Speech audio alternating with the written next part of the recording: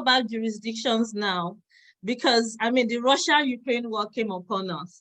And when you're talking about family wealth, when you're talking about the different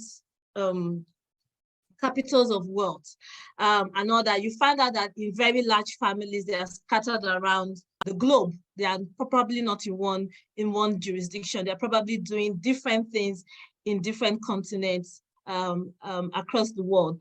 How has it been as an advisor working with families that wealthy families that have been impacted by the sanctions as a result of the Russia-Ukraine war? I guess the war with Russia and Ukraine has really unsettled quite a few people. The most obvious group of people that it's had an adverse effect on, besides people in Ukraine themselves, are Russians, Belarusians, who are, of course, not complicit in any of the activities there. So these people are really facing discrimination in a number of ways. For example, we know that just by virtue of being a passport holder of Russia and Belarus has led to people having their bank accounts closed in some countries. They have their visas cancelled, or they're not considered for visas at all for global mobility.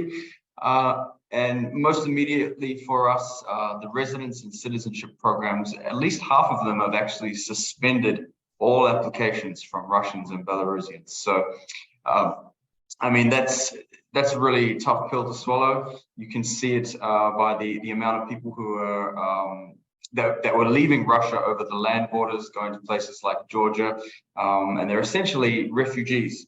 So, you know, from our perspective, this is another lesson in diversifying not just the wealth, as the other panelists have mentioned, but diversifying your residence and citizenship, because I think the lesson is that no one is kind of safe from their governments being complicit in actions like this, and their lives can be adversely affected because of that.